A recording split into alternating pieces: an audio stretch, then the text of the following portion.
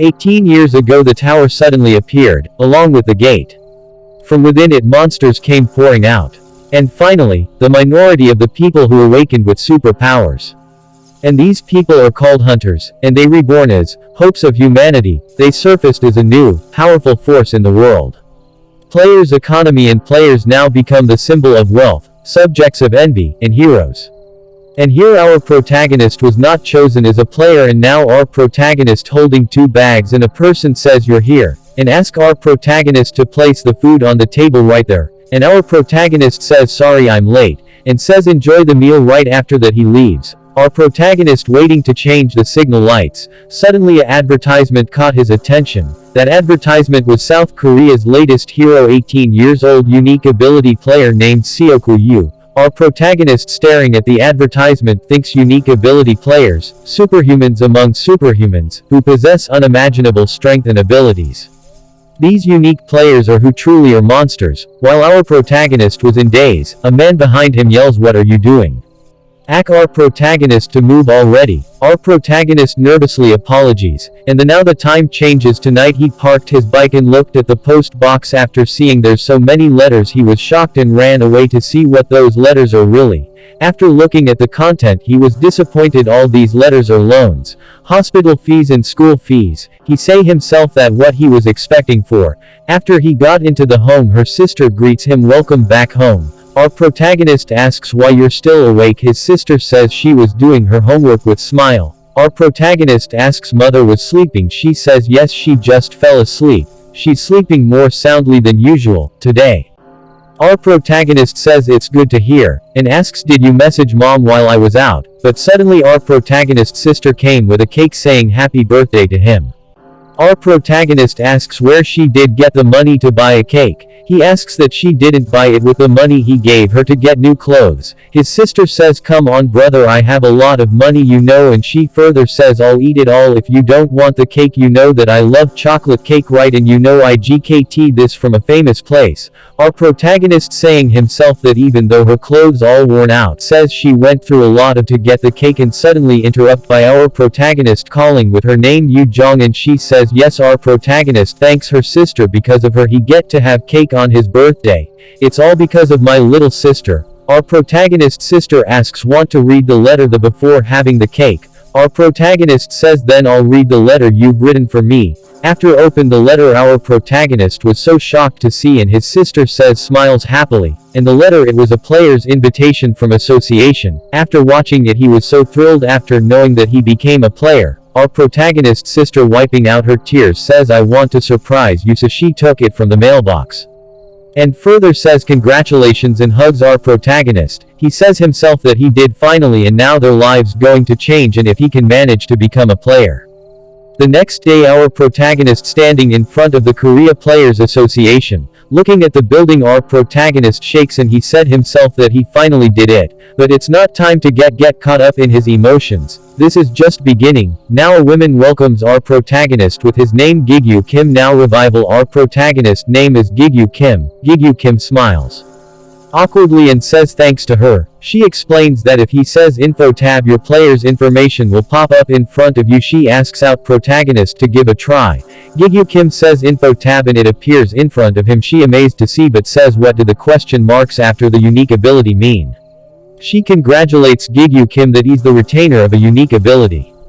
She further says the reason for the question marks is that your ability hasn't manifested yet. Our protagonist has nothing to say. He was in a total shock after looking at the info tab. He realized that she did was saying truth, that's he was really a unique ability retainer. He can't stop shaking after what he saw. Info tab there's a person here. All this conversation in front. That lady said calm down yourself, your trainer will explain in more detail once he gets here in a moment.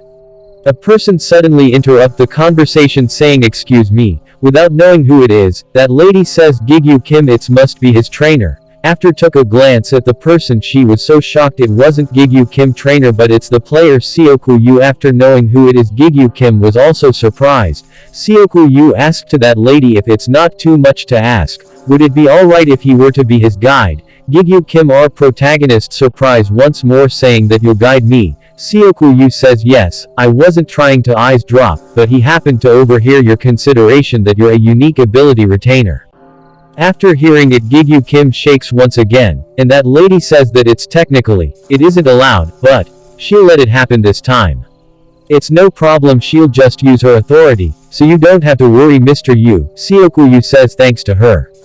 Next scene changes to the tower gate. After they both came to the tower gate, he amazed to see entrance to the tower gate, the portal. Sioku asks Gigyu Kim to enter the gate. Our protagonist says yes. Sioku says Gigyu Kim no need to be nervous. Our protagonist says okay and enter the gate together with Sioku. Gigyu Kim asks that here always so many monsters in the first floor. Sioku explained to our protagonist that he heard that monsters can stack up due to complications in spawn time, but this is the first time that he also seen so many monsters at once. Once hearing it, Gigyu Kim was so scared and asked Sioku isn't that really a big problem? Sioku says it's actually works out for them, because it's easier to explain the things for him. Sioku asks our protagonist about 100 goblins test. Yes, it's for the one whose results are accurate, but it was banned due to its risks. Sioku says it's correct. And further explained that it was a test designed to gang the potential of sub-level 10 players, and it measures a player's potential from the time it took to hunt 100 goblins without using any skills. That is, if a player it clear within 4 to 5 hours indicates that player had high potential. If he clears it within 2-3 hours indicates ranker potential. If one was able to clear within 1 hour, then it was safe to say the player had the potential to be a high ranker. Our protagonist says himself that it was incredible. Sioku says finally a unique ability retainers approximately clear time is 10 minutes.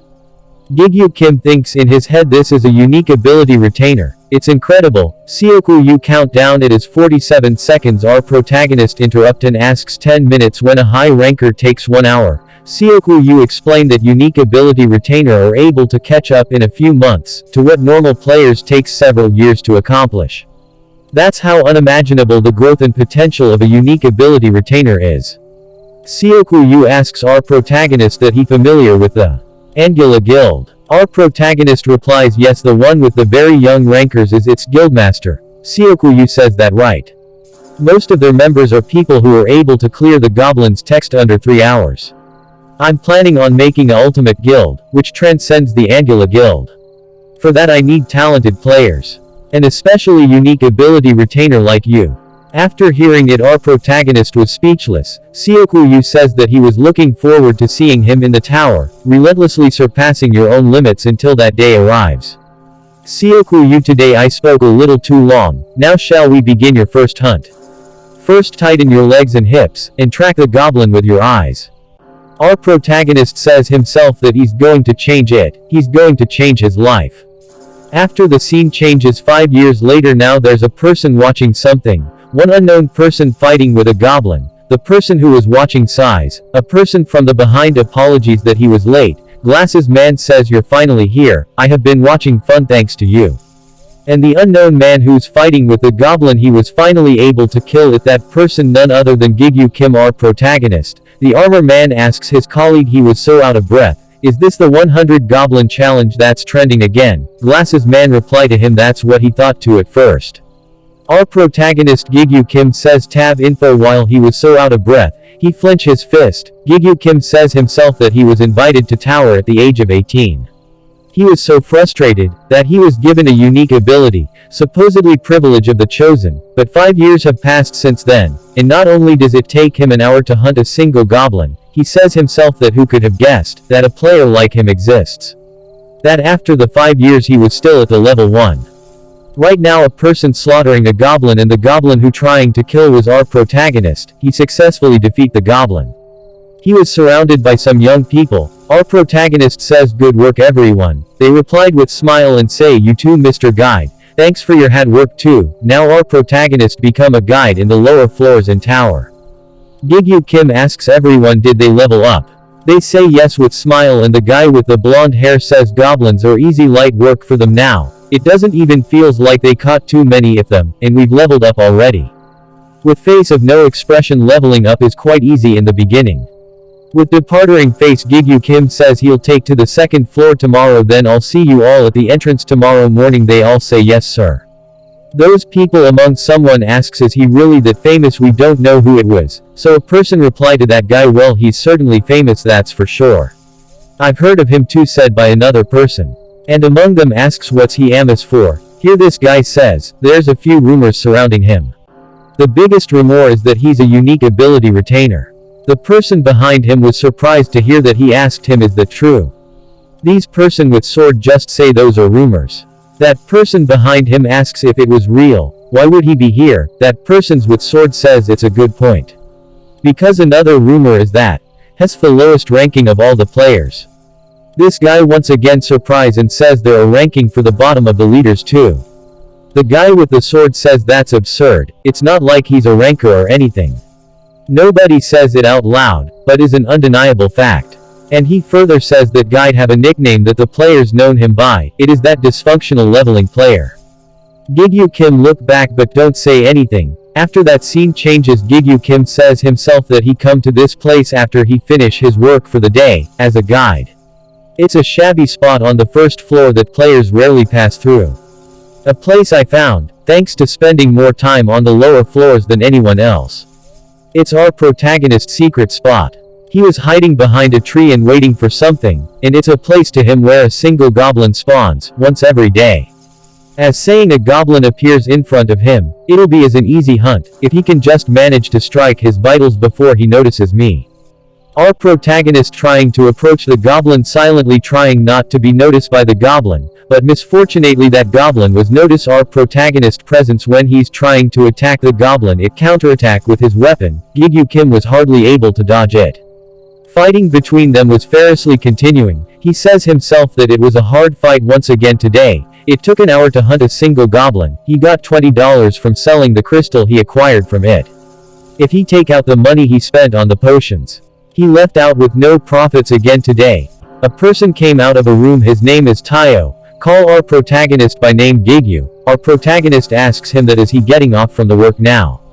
He says yes. Gigyu says that he's working late. With annoying face he says sorry about what happened today. Gigyu Kim have no idea about what he was saying. Well, we don't know either. Our protagonist only stand by and watch the departing figure, and enter into the room. Ask the person in front of him by says his name Taeshik. Is something up with Tayo? He was looking into something so he didn't hear what our protagonist says, so he call him by his name again. This time he respond and says you're here, and this person is Guide Department Operations Manager Taeshik. Oh, Taeshik says well you see the clients you were in charge of today. Tayo's the person who said sorry earlier, he's going to be taking over tomorrow.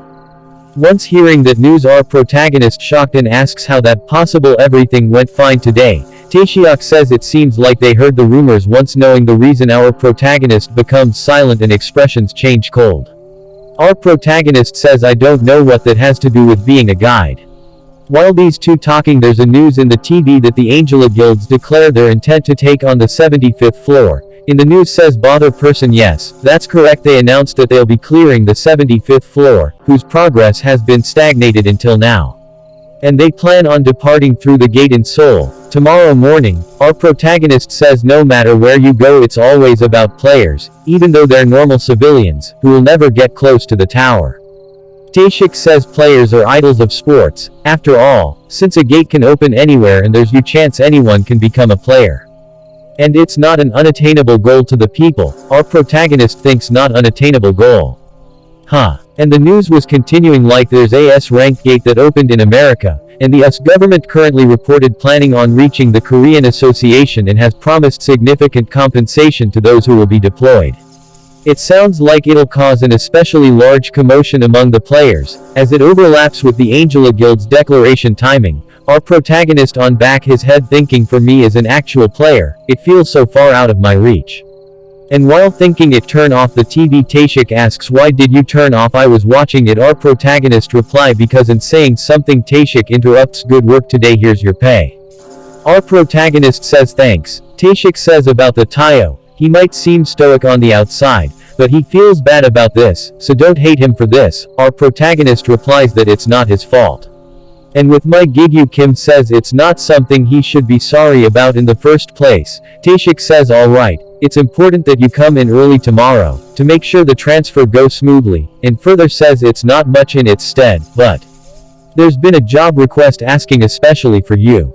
Our protagonist asks surprisingly for me. The scene changes to next day. A man introducing himself as Gigyu Kim. Please take good care of me. Our protagonist introduces himself as guide Gigyu Kim. Nice to meet you. Gigyu says that he heard a lot from Seoku. Our protagonist surprised to hear Seoku name. Our protagonist curiously asks you two know each other. Gigyu says that Seoku and he both are cousins. Now he understands the reason behind why there's a special request for our protagonist, so he thanks in his head to Seoku. Our protagonist asks Gigyu you're the leader right, so ask him to introduce his team. Gigyu agrees to that. The man right side is Jaewon Yoon, and the one in middle is Sungwoo Yoon, and the lady in left side is Haenul Kim. Everyone greets our protagonist.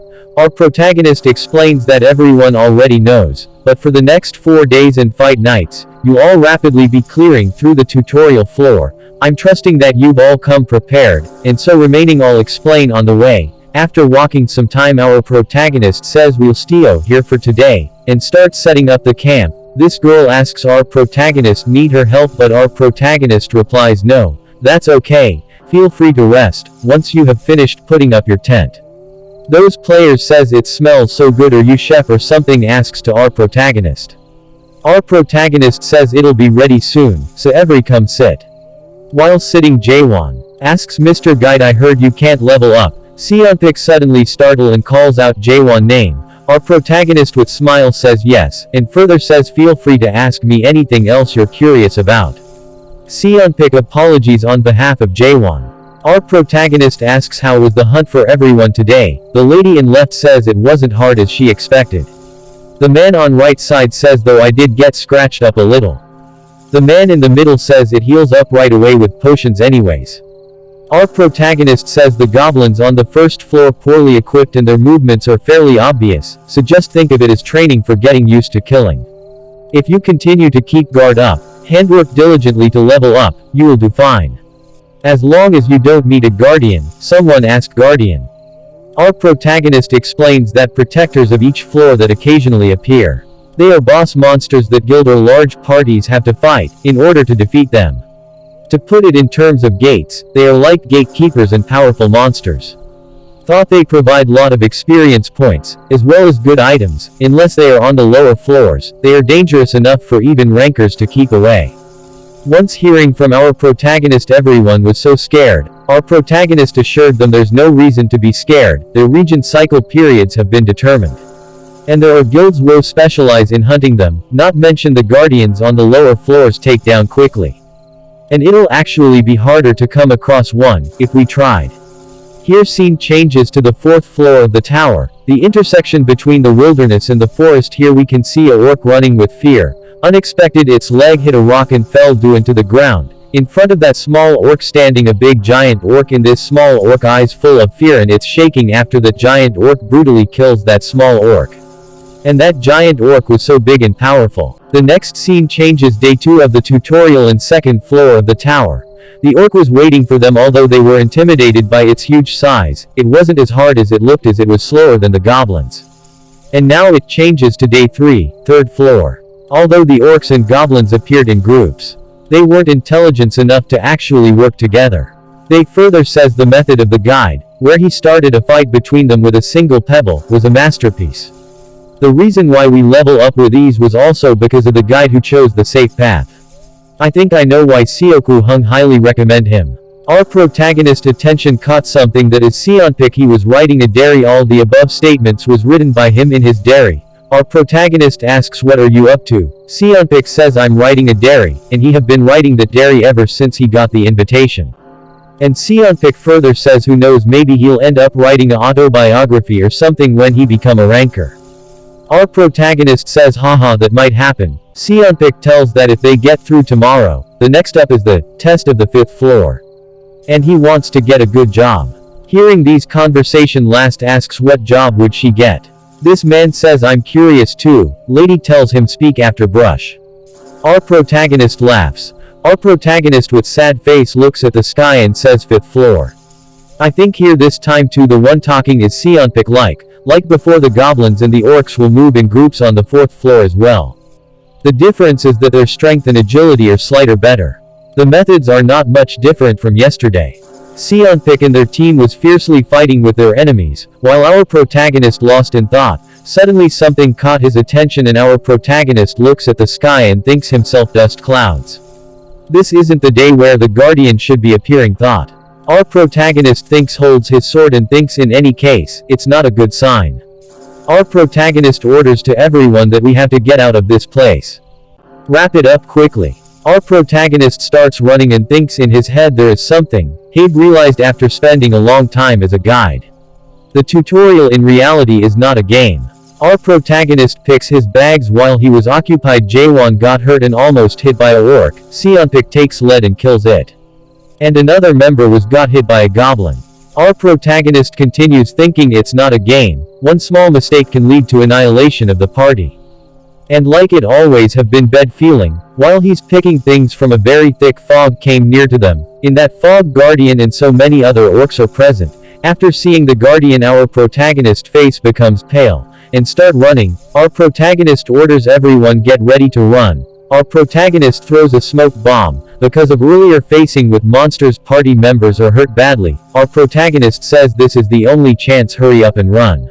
Seonpik asks our protagonist where they're running. Our protagonist replies, first follow me, I know a place where we can hide.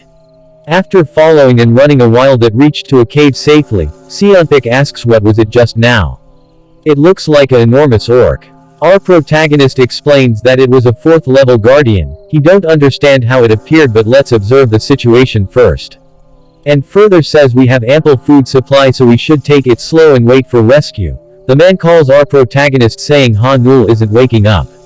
Our protagonist checks her wound and realizes she has been poisoned by goblin poison.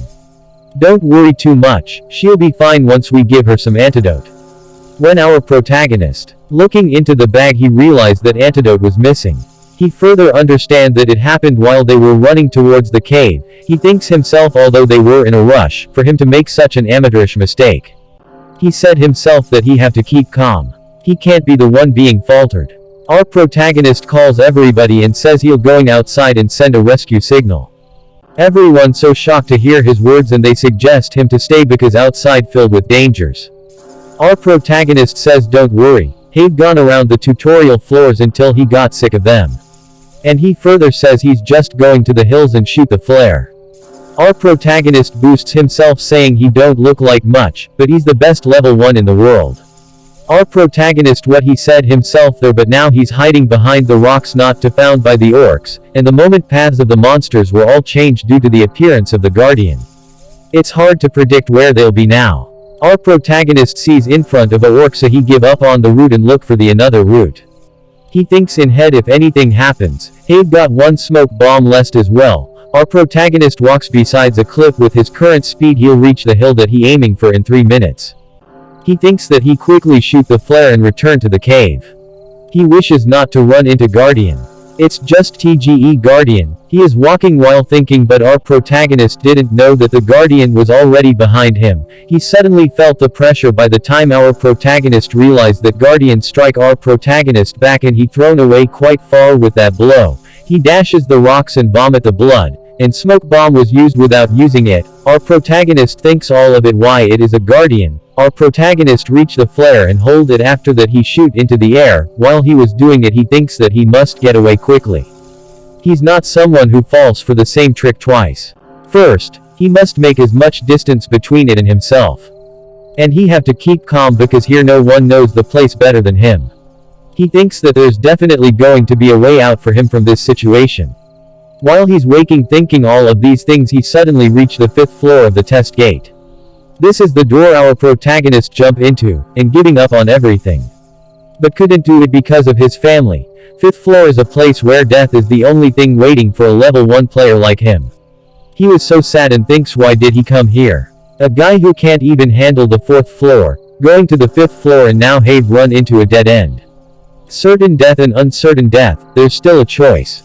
If he's still remaining here he'll killed by Guardian Orc. If he enters I 5th floor he don't know what awaits for him there. If he go to 5th floor there may be a chance to survive. So our protagonist decided to go to 5th floor. He says loud, let's have a look.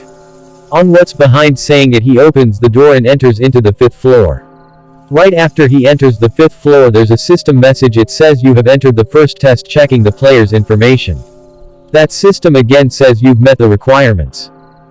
System says you have entered the first test room.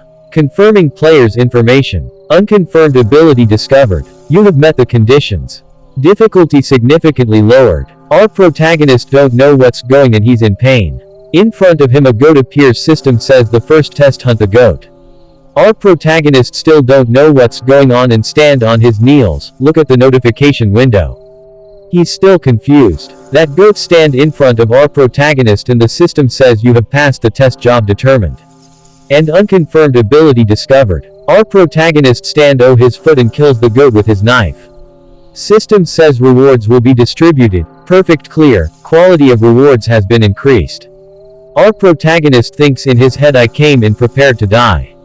But it's just a goat. Is this all? While he was thinking, from the back a dark smoke coming towards our protagonist. Our protagonist noticed it right after that it surround him. Our protagonist didn't know what's going on, neither us. There's a voice suddenly talks, what are you?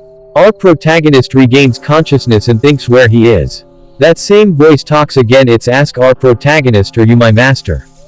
Our protagonist thinks it's a little boy voice. And looks around, says master. With confusion. That voice again says this idiot who can't even answer a question is my master. Our protagonist becomes annoyed and asks what are you talking about? That voice answer our protagonist saying I waited a song long for this day. And it further says whatever, just choose a name for him. Our protagonist says confusionally a name. That voice says yes, a name. He's telling our protagonist to link with him. Now system says ego wants to link with you and asks our protagonist does he choose to accept the link request with ego. And system again says please choose a name for ego. Now scene changes to somewhere there Taeshik and our protagonist's sister stands. They noticed our protagonist opening his eyes. They run towards our protagonist calling his name. His sister asks him how he is feeling. They called nurse. Our protagonist says he did already press the bell. It's been 2 weeks that our protagonist found unconscious at the door of the 5th floor. And he was able to hear what happened then, from Taeshik. The players of the guild who saw the flare signal, were able to corner the guardian, that had been going berserk at the door to the 5th floor. But the guardian managed to get away. It bothers our protagonist that they weren't able to catch it, but seeing that Seonpil's party was able to rescued, safe in one piece as well, put my heart at ease.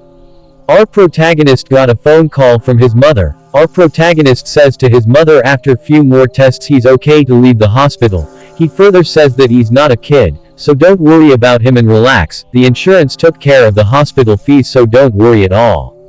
Our protagonist says to his sister listen mother's words, and our protagonist says to his mother he'll let know when discharge date is finalized. Our protagonist thinks in his head after clearing the 4th floor he's still at level.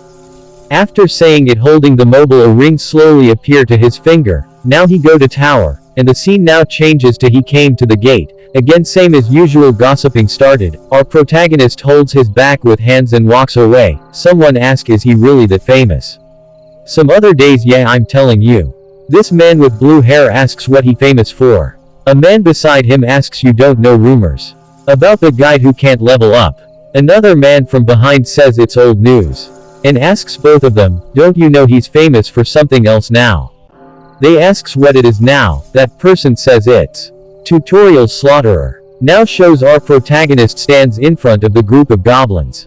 While raising his hand up, summons his knife and starts slaughtering whole group of monsters with smirk on his face and full of confidence. Now shows where we left last time when voice asks our protagonist to choose a name. Our protagonist says name right. That voice that's right, choose a name for him. Our protagonist gives him name Lu. That's voice says he likes it and accept the name.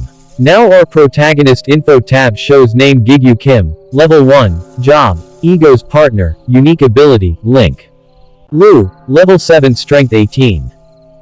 Our protagonist thinks it feels just like yesterday, that he was shaking over 1 or 2 orcs. Now it feels like more work for him to collect these crystals. Our protagonist says Lu it's right what he said. Now scene changes to 1 month back. and shows info tab, name Gigyu Kim, level 1. Job Ego's partner. Unique ability link. Our protagonist thinks Ego's partner He thinks it wasn't a dream. The good thing is he decided to come to the tower as soon as he was discharged. Our protagonist's sister gets angry because he almost died in tower and now he wants to go the tower. Our protagonist thinks he'll get scolded by his sister once he get home, and further says he can't just do nothing, when his info tab has changed for the first time in 5 years. Our protagonist thinks how he links with the ego thing, he obtained it newly so he doesn't know how to use it ego power. Our protagonist thinks a while after with a conclusion with different poses and position says link up. Nothing changed awkward moment. Haha how shoes untied. Our protagonist holds his head sat behind a tree because of embrace moment a while ago and thinks, he was too excited thank goodness people don't come here often. How embracing. He further thinks that how did he use that thing. He even gave that a bratty voice a name Lu. Suddenly a red light appears, system appears and says, a formless ego, Lu, has been summoned. Like a ball with red light glowing it appears in front of our protagonist in a bit confusion. System says Lu's appearance has not been formed. Our protagonist was happy now because it's finally working. System says again Lu's appearance will be chosen at random, due to player's lack of ability. Ingredients for Lu's materialization will be automatically observed. Our protagonist don't what's going on and says what ingredients. What observes. And thinks what that's supposed to mean. Suddenly that spherical shape thing observes into it suddenly and it observes our protagonist belonging to our protagonist says the stuff in there worth $5,000 by itself. That thing won't stop there it tears our protagonist clothes observe it. It observes everything our protagonist holds his inners and says anything but these inners. Our protagonist begs it, and now it stops observing, our protagonist thinks is it over. Suddenly large amount of light struck that place. Our protagonist can't able to see anything after that our protagonist eyes wide open, in front of him a black beautiful sword appears. Our protagonist covers himself with randomly scavenged blanket. With question face our protagonist talks with sword like you're saying you're Lu right. Lu says geez how many times are you going to make me repeat myself? Scolding our protagonist saying idiot, our protagonist gets angry but says in his head that he have to calm down. Our protagonist asks anyway what's an ego?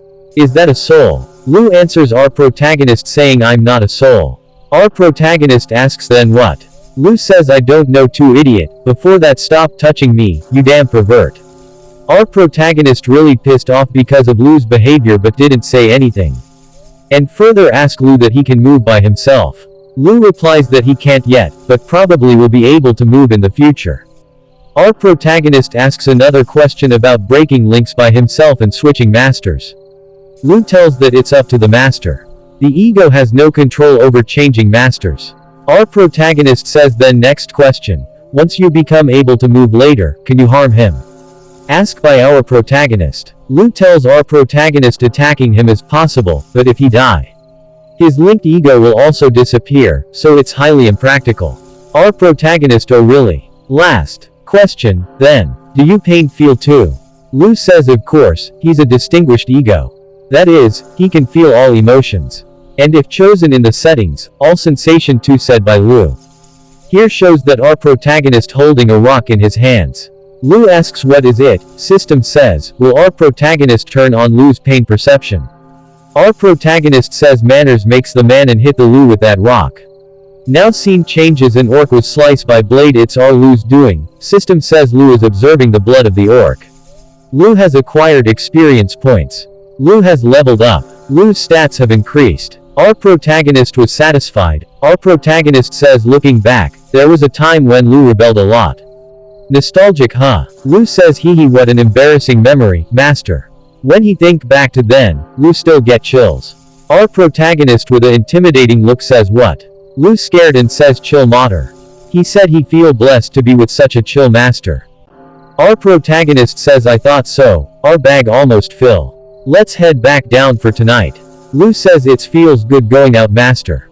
Our protagonist says yay, then next time, instead of the tower, let's try going into a gate. Someone says to our protagonist don't go into any gates for the time being.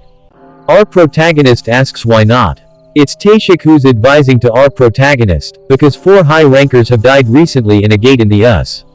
And there's been several cases where gates that's supposed to be rank F, were rank circa. Or gates turn out to have weird construction and architectures. Taeshik further says this was never happened before in 23 years, but it started a month ago. Our protagonist thinks in his head a month ago is when he met Lu. Our protagonist thinks no, it's not because of him. Taeshik says I'm not telling you to avoid them forever. He's just saying it's best to stay away from danger. Taeshik further says he know that our protagonist feeling, finally being able to use his unique ability, but just stay put for a little bit. Our protagonist says alright. Thanks for looking out for him. Taeshik replies good work out there. Get home safely now. Tutorial slaughterer teases our protagonist. Our protagonist feels annoyed and says cut it out. High concentration crystals, special items, clear bounties. The gates are much more lucrative than the tower. Said by our protagonist. Our protagonist takes out his mobile phone from his jacket and thinks Taeshik told not to do. But he don't have a choice, with all these loans, not to mention he can barely afford to pay back the interests.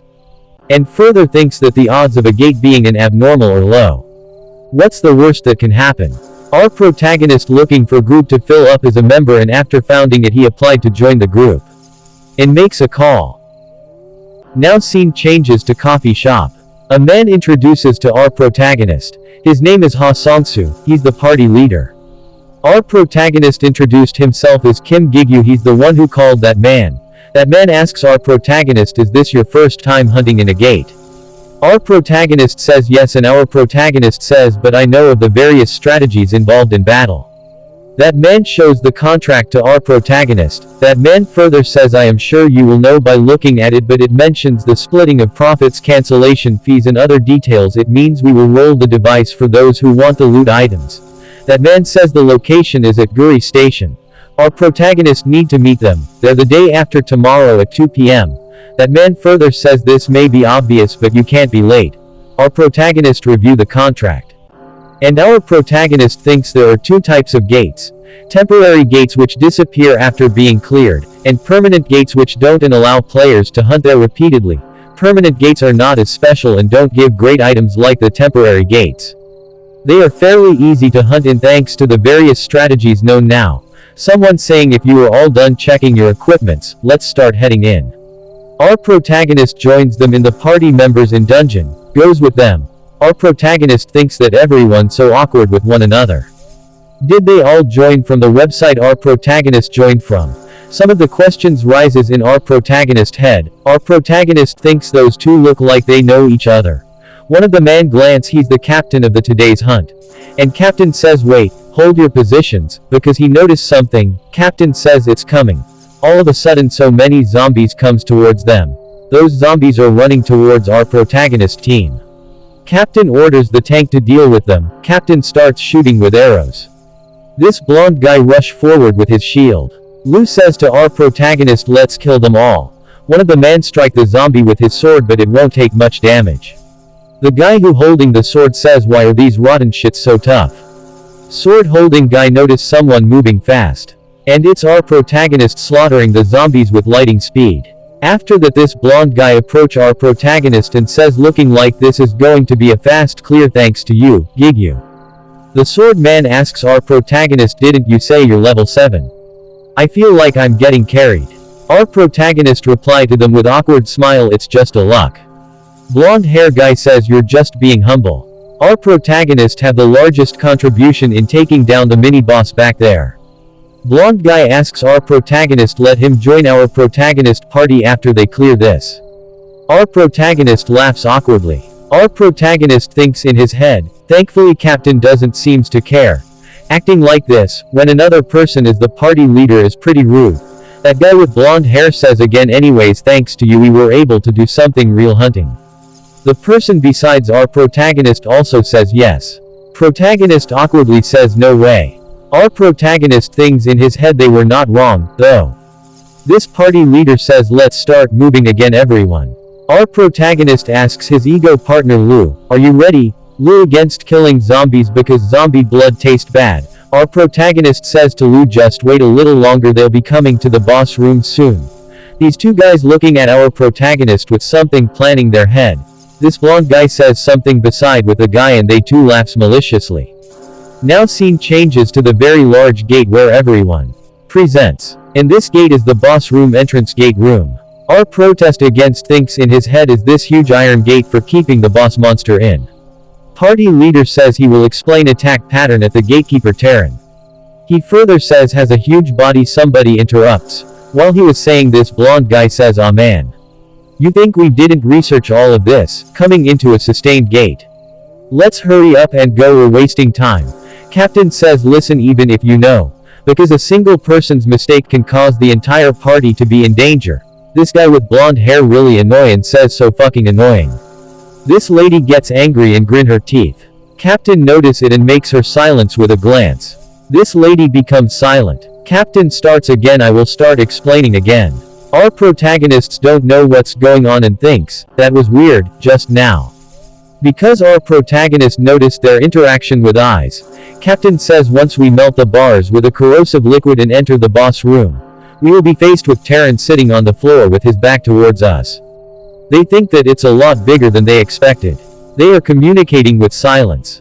Captain says he will start, but damaging it by firing an explosive arrow. Captain says he is starting. Captain fired the arrow towards the Terran, and others take their positions. Captain shoot the arrow towards Terran. Captain thinks after hitting the Terran will start swinging its fists around. As they planned, it's happening now. Terran movements was to be blocked by blonde guy. Terran attacks the group with anger, then the blonde guy block with his shield. Terran was thrown away the blonde guy. The guy with the sword moves forward to attack. In the brief second the dealers will need to damage it as much they can. Protagonist come forward to attack. Others are attacking as might as they can. And the most important moment is when it will crouch and change its attack pattern. Terran starts curling up. In this state Terran defense will increase by 3 times so most attacks won't go through. Now they gave a chance to attack the Terran to our protagonist, because our protagonist attacks at least damage it a little. And our protagonist charged towards the Terran and jumps into the air and about to strike. The monster and suddenly system says your assimilation rate with Lu has increased. You can now use Ru's power a little more efficiently. Our protagonist surprised to hear the system voice, and right after that our protagonist landed the attack on Terran. Everyone was so surprised because the gatekeeper terrain has been defeated. With that action everyone disbelief. The system says you have gained the skill cannibalism. Cannibalism skill affects or recover health by consuming a corpses. Our protagonist was able to kill the Terran, with single blow. They can't believe what they saw with their eyes. Blonde guy asks our protagonist, calling him by his name Gigyu, ask our protagonist to give his contact information. Sword guy too ask our protagonist contact information. Our protagonist says to them they can talk about that later. Captain says listen everyone. An equipment item Drager of paralysis has dropped. Sword guy says not only did they clear it easily but their an equipment item dropped too. Captain says as outlined by the contract. He will now roll the dice to determine reward distribution. Blonde guy calls our protagonist. Our protagonist don't know what he is up to. Blonde guy asks our protagonist, don't you wanna have that dagger? Our protagonist was speechless. Our protagonist thinks in his head. Blonde guy keeps talking down to him. Blonde hair guy further says if we are being honest he basically did all the work, didn't he? Sword guy and he will take care of it, so just play along, ask our protagonist. Blonde hair guy thinks there's no way our protagonist will ignore them after this. He'll scratch his back, you'll scratch mine. Protagonist thinks after being a guide for 5 years he had developed an eye for people. Blonde guy and sword guy glare at each other. According to our protagonist both of them have low expectations on them, but to think they would try something like this. On the other hand party leader and the girl whose name our protagonist don't know. Our protagonists have no idea. It does seems like they have something up their sleeve though. Captain says if you are all ready we will begin. Captain says he will take out the dice now. Sword guy and blonde hair guy glance at each other. And suddenly that make a move. Blonde hair guy with dagger rushed towards the captain. And our protagonist caught the blonde hair guy arm, and after that our protagonist pin him down. Blonde hair guy asks our protagonist he think they both are in the same side. Blonde hair guy thinks in his head if he move hastily now, he might die. So he decided to ask help from sword guy, ask him to do something. But the sword guy shivers in fear. Our protagonist thinks that was close. He could have died. Not party leader but this blonde hair guy. Our protagonist further thinks he didn't even see her take out her dagger. Isn't she a magician? How dangerous. Party leader no different. He didn't even flinch when a knife was flying at his throat.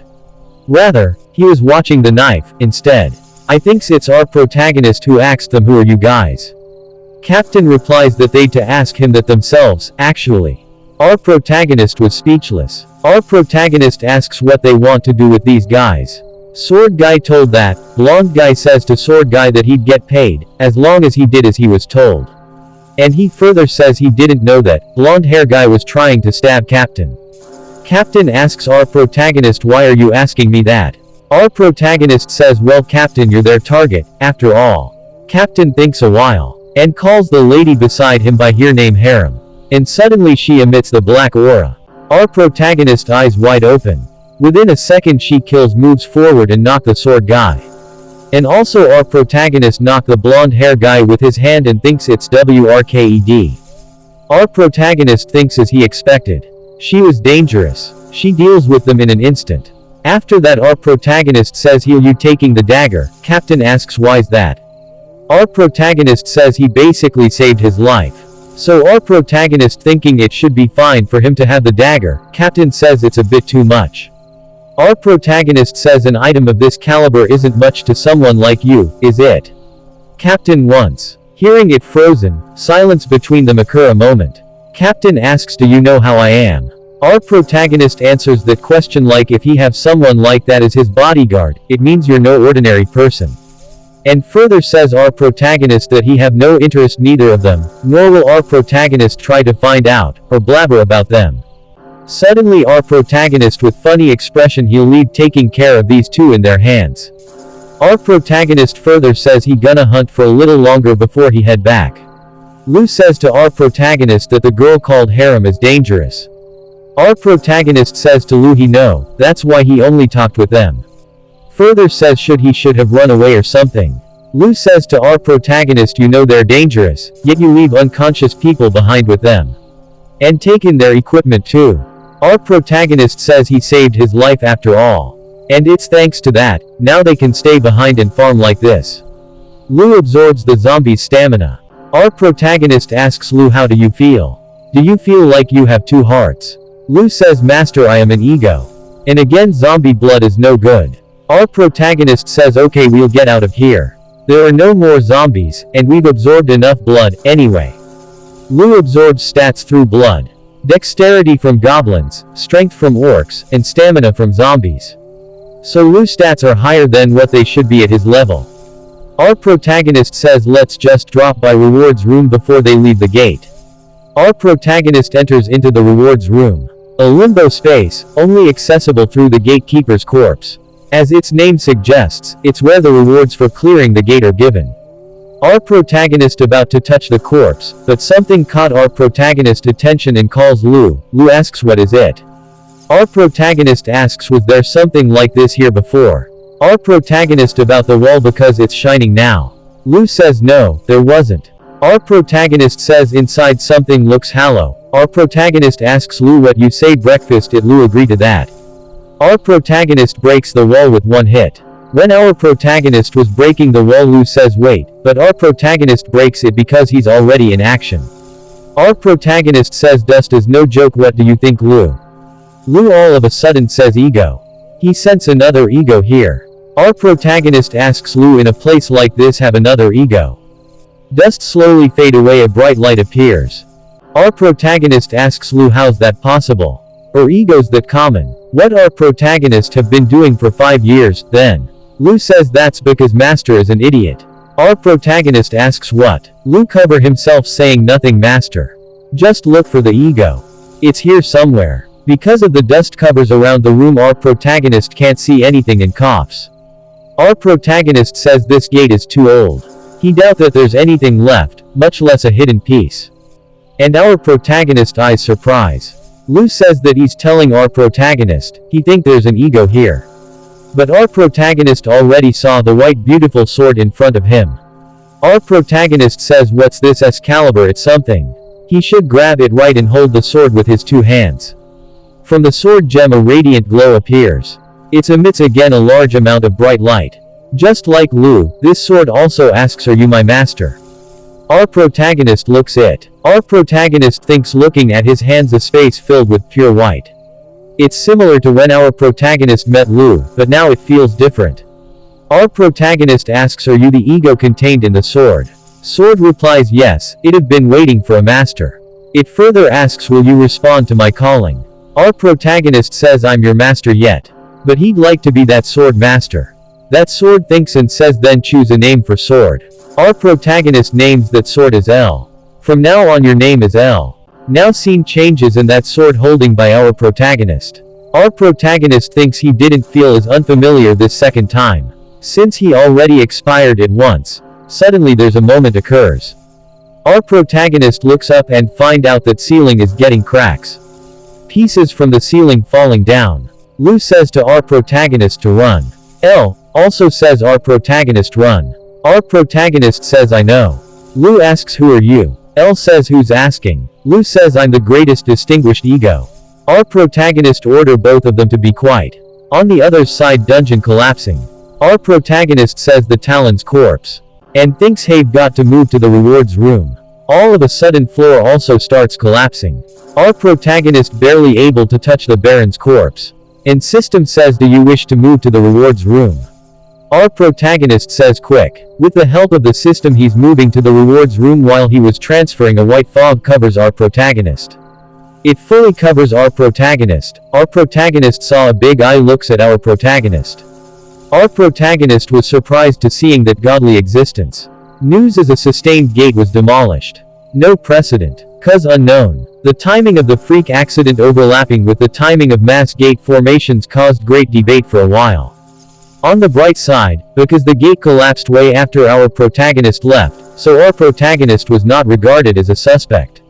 Its clear rewards were 30 violet crystals and an addition reward, Charm of Protection.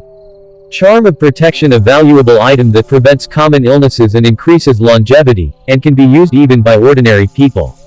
Though it wasn't enough to cure our protagonist's mother's illness, it's helpful, and the money our protagonist received from selling the crystals allowed him to move her mother into a hospital, and it's May our protagonist feels a little better. After our protagonist decided to climb the tower once again, now scene changes to 5th floor. Our protagonist did hear that the floor of the test was quite developed, due to the absence of monsters, but our protagonist thinks this is basically a normal city.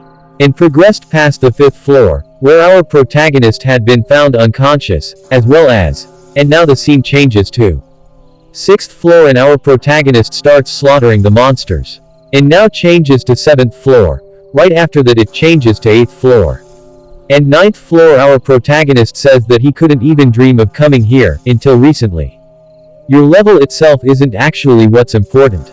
Because as long as you didn't give up, your unique ability will eventually manifest. And these words are said by none other than Sioku, who trained our protagonist at first when our protagonist was awakened as hunter. Our protagonist thinks now Sioku too was right.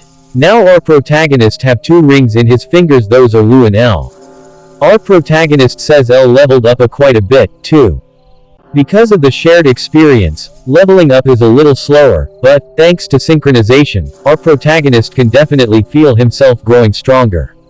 Our protagonist thought it would be incredibly powerful, because it supposedly had a demon sealed within it, but the demon was sealed within him for so long that all the power has dissipated. About the demon he was sorry. He just didn't remember. Well, I don't know to what our protagonist was talking. Our protagonist thinks was the demon that giant eye. And our protagonist further thinks, well, it seems for sure that he can grow more powerful, the more egos our protagonist have. Our protagonist thinks he guess have gotta look for more egos. Lu asks our protagonist, you know where to look? Our protagonist says he know a place. It's item auction house. Scene changes too. In auction house bidding was going on and our protagonist asks Lu, you sense anything? Lu and L both says no. Our protagonist thinks in his head he should have known. There's no way egos are so common. Now the auctioneer says the last item of the day. And that the main item of the auction. The bracelet of the wounded. Someone says it was an item that supposed should increase one's regeneration up. Lu and L both suddenly daze ego. Our protagonist one's surprised to hear that. And now scene changes and our protagonist says he didn't know auctions are so tiring. Why's everything so expensive? Our protagonist was so tired it shows in his face. L says there was no way around it since it was the main item to master. Lu says master ia poor. Our protagonist says well, at least the dagger of paralysis sold for a whopping $100,000. And gives a weird smile. Lu says master expression weird. Our protagonist with creepy smile Lu, L let me give you a kiss. Lu says to our protagonist are you crazy? L only says master. Our protagonist buys something in supermarket, and talks with someone on home that he's on his way home now. Any problems? No, our protagonist says he don't have any, and suddenly says there is just one problem. That is it's hard to find a party. And further says he got back from a gate a while ago, and the players were a bigger problem than the monsters. That person who's talking on phone yells loudly at our protagonist like what? You went into a gate. He told our protagonist to be careful for the time being. Now we understand that the person our protagonist was talking with is Taeshik.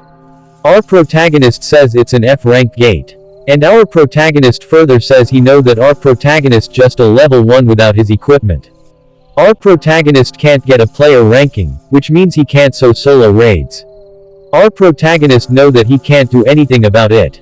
And says I'll see you soon and further says our protagonist, oh you don't forget, Taeshik told our protagonist he'd take our protagonist out to eat, to celebrate Taeshik promotion. Still talking it's not like our protagonist don't enjoying climbing the tower but Lu has to absorb the blood as well, so the pace is slow. And the rewards from the gate last time were good, too. Call ends here our protagonist says he's sure it'll work out, one way or the other. And further says hey taken care of that's urgent.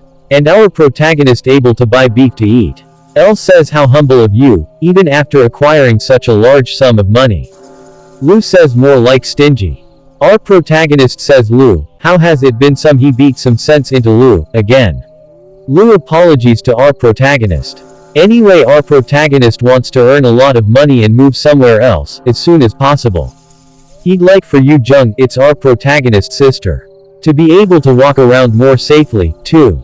While our protagonist is waiting something caught his attention in front our protagonist there's a lifting appears. It glows suddenly so high and bigger, and that light turns into a gate. Gate formation protocol. 1 Steradian remain calm. A gate that just been formed is not dangerous. Keep watch over the situation. After calling 112, or the association. 2nd keep your distance. Entering a gate of unknown rank is dangerous. Even if you're a player, entering a gate without the verification of the association will result in a sentence up to 5 years, or a fine of up to $10,000. 3rd gather solid proof. In the event that there are multiple witnesses present prior to the association's verification, it is possible for conflict to arise. If you witness an incident while you're alone, leave evidence. Priority gate access and privilege will be given to the first to find it. These rules is remade by South Korea's Association Gate Supervision Department. Now scene changes to Taeshik. He was checking something in his computer. He was checking the gate that appeared in front of our protagonist and thinks it's near Gigyu's house. Taeshik reading the report was made by and I think Taeshik saw something he can't and spilled a coffee. And calls out our protagonist name loud. Gigyu Kim staff was clueless. Neither us. Now scene changes to somewhere and someone saying in the event you do not enter the gate within 5 days, your rights to clear the gate will forfeited, and auctioned. There are other conditions aside from this, too, so keep that in mind. Thank you again for your fast report. It was an officer that he was talking with our protagonist. That officer noticed Taeshik coming and calls sir. Taeshik asks that officer are you done? Taeshik says to our protagonist Gigyu let's have a talk. Our protagonist agrees. Now scene changes to coffee shop. Our protagonist asks isn't that coffee is too sweet? Taeshik says it's not that sweet. Coffee's all about the syrup, man. Taeshik drinks that coffee in one gulp. Taeshik asks our protagonist it just so happens to be an F-rank gate, huh? You planning on clearing it right? Taeshik asks our protagonist that he's confident. Our protagonist with smile says yup. Come on, now. Taeshik shouldn't underestimate our protagonist, now our protagonist a lot stronger now. Taeshik says we'll know about that, but he know that our protagonist stubborn, that's for sure. Our protagonist laughs ha ha ha. Stop laughing you damn think by Taeshik. Taeshik asks our protagonist which floor our protagonist at now. Our protagonist says 11th he cleared the 10th floor today. And Taeshik asks in your level our protagonist says that he already know that. Taeshik suddenly says 4 days, our protagonist don't know he was saying about. Taeshik again says finish your preparations within 4 days. And after that come to him. Our protagonist asks why. Taeshik says he wants to see if our protagonist be okay to go in. And further says if our protagonist not well prepared, he won't let our protagonist enters the gate. No matter what. Now the scene changes to 4 days later.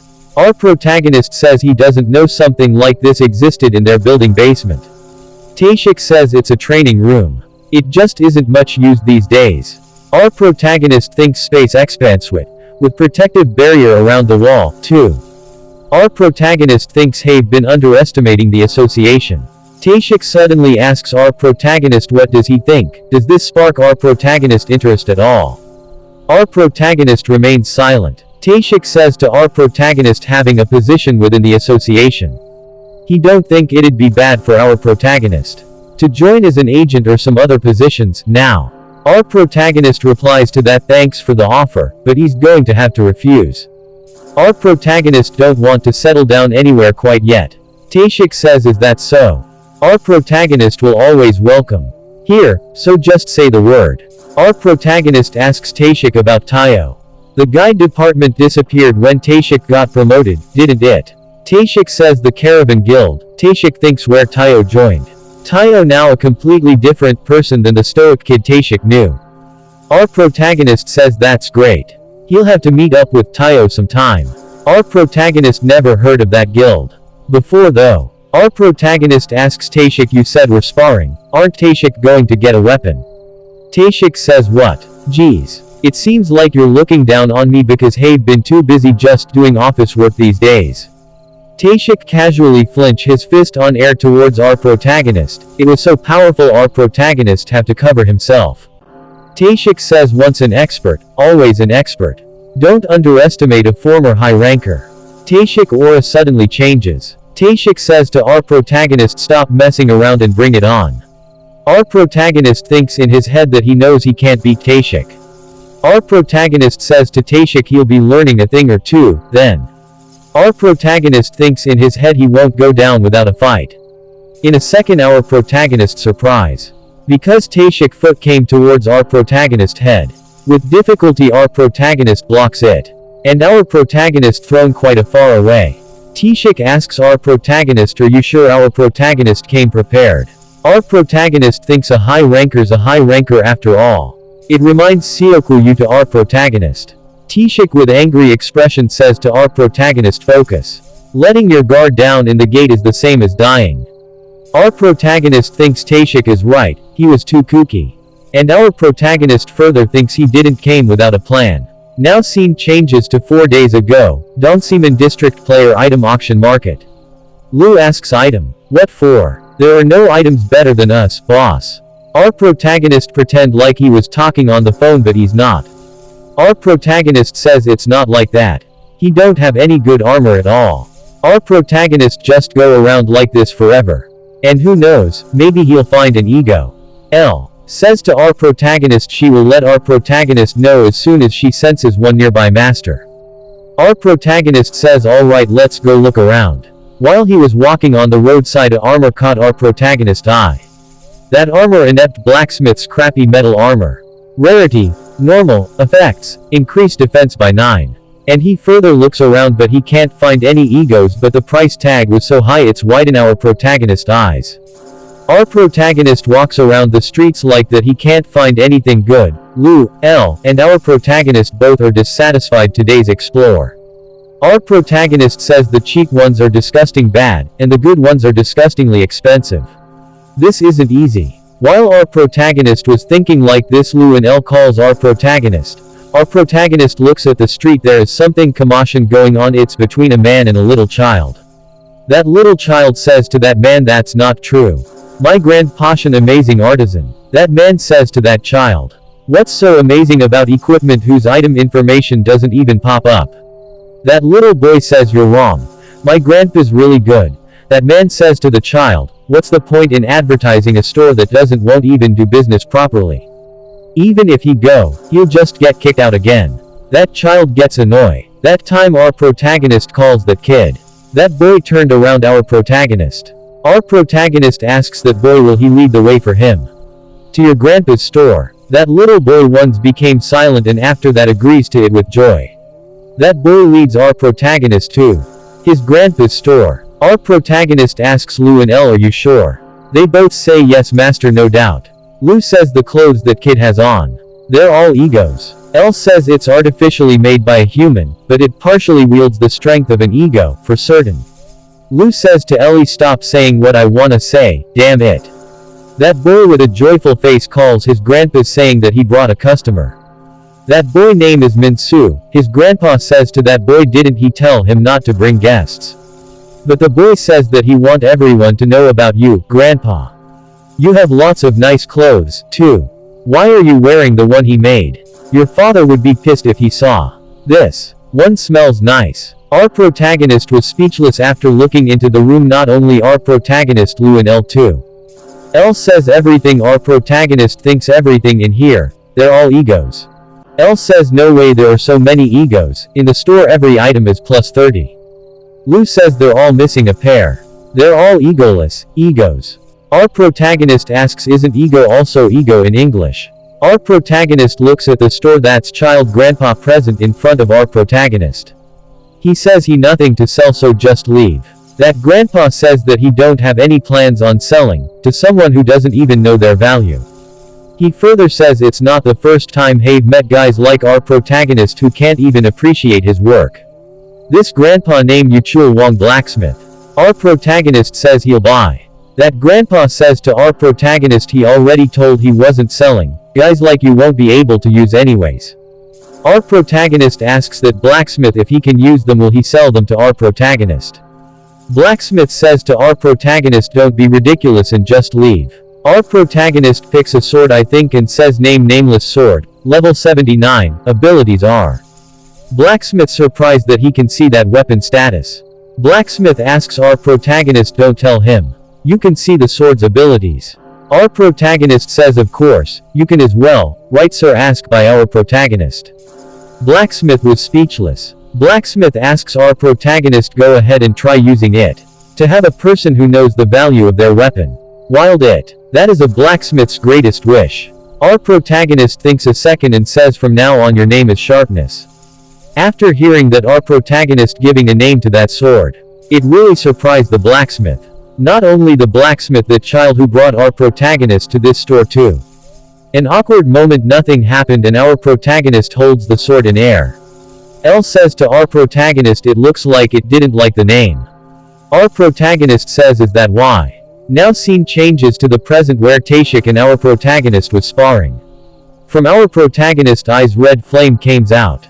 With lightning speed he rushed forward to attack with his two swords. Taeshik remains stand where he is at without moving. Taeshik blocked the attack without moving with his bare hands.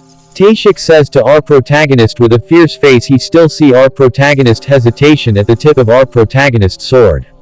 Aim for the vital spot with all your strength. Taeshik asks our protagonist, does he even think he'll be able to put a scratch on him like this? Our protagonist thinks in his head, my opponent is a former high ranker. He says himself that he have to concentrate and once again attacks, but Taeshik dodges it. Our protagonist attack Taeshik again and again and again, but he can't able to leave scratch, and Taeshik blocking every attack our protagonist with ease. Taeshik throw a lunge at our protagonist. Our protagonist dodge and attacks Taeshik, but Taeshik again dodges it. Their sparring like this continues for a while. After that Taeshik with fierce face throws a punch at our protagonist. Our protagonist can't able to dodge it, so Taeshik hits our protagonist in his stomach. Now again scene changes, our protagonist says why can't he link with any of them? Is this really an ego? Lu says to our protagonist, these guys are second rate. Not only that, but egos are usually super picky about their owners. Lu further says it couldn't be helped with L and him, but don't think that all of them will be like L and him. L says to our protagonist, I like you master. Even an ego saying that I like you. Our protagonist says to them he'll try one last time. Lu says to our protagonist, Che, give up, human. Our protagonist says with hesitation, your name is Brunhard. Suddenly it glows. Notification window appears like you have linked with ego Brunhard. Our protagonist was happy because it worked. It goes into our protagonist body. Notification window appears saying partner lacks the ability to wield it, so not all the abilities can be used. Brunhard loses most of its abilities. Brunhard level 7. Strength 15. Agility 3. Stamina 40. Magic power 6. Skill accessorize, reflect defense 12. Now scene changes again where our protagonist was sparring when Taeshik was trying to hit our protagonist's stomach. Brunhard's skill uses reflecting damage accumulated by Brunhard. When Taeshik punched, a sudden blast occurs. Our protagonist was thrown far away, hits the wall and vomit the blood. Our protagonist fell down on ground. Taeshik throw a bottle towards our protagonist and says drink. It's a potion for internal injuries. Our protagonist with chuckle smile says seriously. My hands are shaking so he can't even open it. Taeshik says to our protagonist you pass. It quite confused to our protagonist and asks what. Taeshik says he's telling that our protagonist passed. Taeshik says he didn't think our protagonist would actually be able to give him a scratch, but our protagonist thinks in his back a thoroughly planned strategy that wasn't a coincidence. Our protagonist thinks was it he who took this too lightly. Taeshik asks our protagonist what was that earlier. Our protagonist with a proudly says it's from his item, of course. Taeshik says to our protagonist that if the gate isn't cleared a week from today then the association will send their agents. Now that he wish our protagonist the best of luck in clearing the gate. Taeshik says to our protagonist that he's giving our protagonist 5 days, not a week. If our protagonist don't come out within that time, forget the agents, he's the one going to go in himself and drag our protagonist out. Our protagonist says you don't have to. Taeshik says it's cheaper than paying for the agent's travel expenses. Taeshik asks our protagonist that he did packs his potions and food. Our protagonist says he did. And Taeshik further asks our protagonist what about smoke bombs. Our protagonist says of course he did. Taeshik says to our protagonist don't be cocky just cause it's an F rank. Our protagonist says okay. Lu says to our protagonist isn't it similar level to the one with the zombies? Why is he making such a fuss? It's not like that dangerous. Our protagonist says he's like a rather to him. He's probably just worried. Our protagonist says to Taeshik he'll be back. Taeshik says okay. Our protagonist enters into the gate. And system says you have entered the gate. Our protagonist says that he's hoping it's a sudden gate. Lu asks our protagonist what's good about that. Our protagonist says he can earn a lot of money. Lu asks again our protagonist how do he know if it's a sustained gate or not. Our protagonist says he have to clear it first. Since this is an F rank there's a high chance of it being the difficulty tower or basement gate. As long as it isn't the maze gate then he'll be able to clear it quickly. Well anyway our protagonist summons Lu. That time a monster attacks our protagonist, he killed it with a swing. Our protagonist says let's end this small talk for now. Our protagonist turns around, there's a lot of monsters there hidden under the dark. Our protagonist says it's time to level up. Our protagonist cuts the wolf into 2 pieces and Lu absorbs the blue wolf's blood. Our protagonist with his 2 swords holding in his hand he charges towards the wolf's L has level up. A wolf almost bite our protagonist the waist. Our protagonist makes his face like he can't help with it but suddenly smile. When that wolf about to bite our protagonist waist. Brunhard's skill was activated, reflecting damage accumulated by Brunhard. But it destroys. After that our protagonist used Lu's abilities and Brunhard abilities to kill the monsters. Our protagonist says let's take break. Lu says humans. Our protagonist says it's been around 5 hours. Is it because it's an F rank? There isn't much of a difference between the orcs, if anything it feels easy. Still with our protagonist position it would have been hard for him to enter on his own but he got lucky this time. Our protagonist feels like he'll definitely need a player rank, but a player's rank is measured without any equipment. If our protagonist more than a certain distance away from his ego, then he'll have level 1 abilities. There's no way our protagonist could get a proper evaluation. There's nothing Taeshik Hung can do for our protagonist either. L says one's master's abilities advance no matter how far apart they're. Our protagonist should be able to maintain the link. Our protagonist says he hopes so, but he don't even know that he's supposed to do advance. Lu says to our protagonist, ego leech. Our protagonist hit Lu. Our protagonist says to Lu he'll hit him. Lu says that he hit him already. Our protagonist says, well, in adding to not knowing how to advance, he don't get this either. Lu level 17. Strength 40. Agility 54. Strength 50. Magic power 34. Skill accessorize. Cannibalism. Our protagonist says cannibalism, this is that, right? Eating one's own kind. Could it be that you? Lu gets angry and says, are you crazy human? Our protagonist says that he's just joking around. And further says, hey, rested enough now, so time to go. Our protagonist thinks his bag is already full to the brink, filled with smoke bomb, healing potions. And further thinks should he buy a bag with enlargement magic placed on it. Our protagonist caught something in his bag that is buff potions. If he drink these he should have more space. He needed buffs anyway. In front of our protagonist there's a strong energy came towards him. Lu says to our protagonist he feel the strongest energy within the gate. The boss is probably there. Our protagonist, while drinking the buffs potions, he knows that. That's what he's drinking, these buffs potions for now. Our protagonist says he's almost there. At this rate, he'll lose all the effects from the potions he drank earlier. Elle says that she's feeling a strong energy from somewhere nearby. Lu says that he's certain that they're almost there. Our protagonist says there's light. We must be almost there, like Elle said. Lu says I'm GH1 who said it. Our protagonist quite down. Lu says no one can hear them anyways. Our protagonist agrees. Elle says to Lu, stop being rude to master. Lu angrily says mind your own business. How pretentious. Our protagonist thinks a presence that feels as if it has swallowed more than half of the gate's power. Unlike Talon, who had been attacked countless times, this one has the true dignity of a monster was sleeping in this cave-like place. It opens its eyes after our protagonist enters this place. It's the gatekeeper of the tower. Lu says to our protagonist, wow, that's impressive. Elle says to our protagonist, be careful master. Pressure that is leagues above Talon's. Our protagonist was ready to with his 2 swords. And thinks so this is a real boss monster. That gatekeeper with high speed run towards our protagonist. Our protagonist was ready to face the gatekeeper with his 2 ego swords. That gatekeeper rushed towards our protagonist. Our protagonist blocks the attack with his swords. And counter-attacks it. Our protagonist able to stab the monster jaw and thinks it's shallow. Gatekeeper with red eyes gets angry, moves towards our protagonist with lightning speed. Our protagonist dodging it. Our protagonist thinks his defense is stronger than it looks. Our protagonist have no choice but to have it slowly accumulate damage. Our protagonist suddenly smirk and thinks not bad. Fighting a tough opponent is actually our protagonist's speciality. Drops the bag, rush to the gatekeeper to attack. The fight between our protagonist and gatekeeper runs fiercely. Gatekeeper attacks our protagonist with its sharp teeth. Our protagonist blocking with his swords. Hardly, our protagonist once again stab with his sword. And once more battle between them heated.